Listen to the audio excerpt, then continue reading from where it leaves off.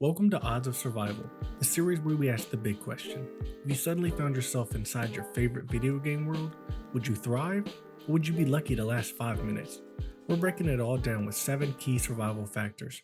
Let me break it down for you, Mordecai.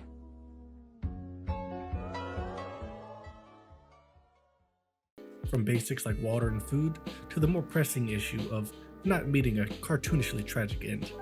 Each factor gets a score from 1 to 5, and by the end, we'll see if you could actually make a life here, or if this world is just a death trap in disguise.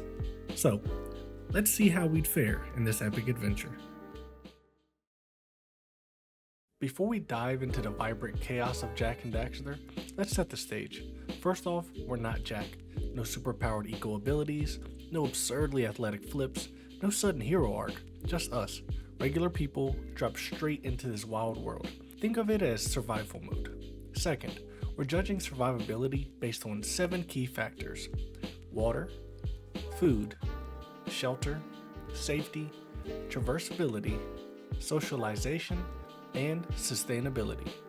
For this video, we're sticking to the opening areas: Geyser Rock, Sandover Village, Sentinel Beach, and the Forbidden Jungle. They seem like paradise, but don't be fooled. Between the dangerous terrain and hostile wildlife, this quote-unquote vacation could turn into a survival nightmare real fast. So, how would we hold up in Jak and Daxter? Grab your hypothetical survival gear and let's find out. Water is survival rule number 1, and in Jak and Daxter, we've got plenty. Oceans, rivers, waterfalls. Honestly, if we die of dehydration here, it's entirely our fault. Now, ocean water, not great. Sure, it's everywhere, but unless we're ready to distill it, it's useless. But lucky for us, fresh rivers and runoff pools are scattered all over. And then there's the fountain outside the mayor's house. If that thing is pumping clean drinking water, then Sandover Village is basically fantasy world bougie. So yeah, 5 out of 5, we're not dying of thirst here.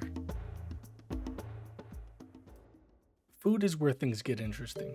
There are options, but some are less than ideal. The good news? The farmer has cattle, maybe for milk, maybe for beef, maybe for emotional support. Hard to say. There's also what looks like rice growing in water patches. If we're willing to help out with some chores, we could probably work out a deal. But what if the villagers don't share? Then we're turned into the wild, and that's where things get a little sketchy. The jungle has frogs with spikes. The fish? Mostly piranhas. The snakes? They fall from trees like a bad horror movie jump scare. And lurkers? Yeah, probably not edible unless we really want to risk turning into a dark eco-science experiment. So, while food does exist, gathering it comes with way too many death traps.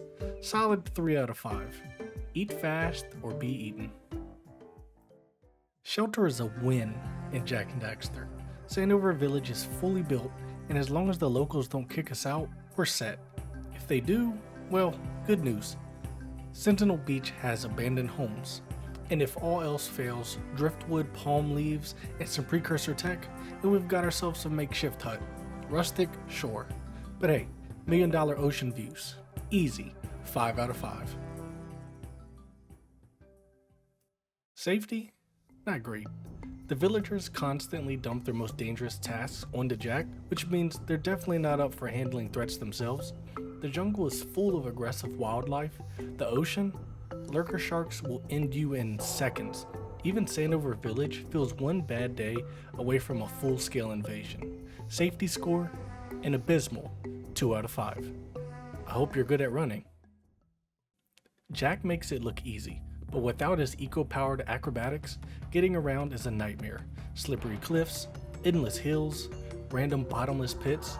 It's a leg injury waiting to happen. And the jungle temple? Hope you like giant plant monsters that launch dog-sized bugs at you. If you're not in peak shape, or at the very least carrying a good ladder, good luck. Rock bottom, 1 out of 5. The villagers? Not bad. A little quirky. Now, all of you, get out of here! But as long as we pull our weight, we'll fit right in. The downside? The second you leave town, it's just you. And the horrifying sound of dark eco bubbling nearby, if the villagers don't take you in, Well, hope you're good at making friends with inanimate objects. 3 out of 5.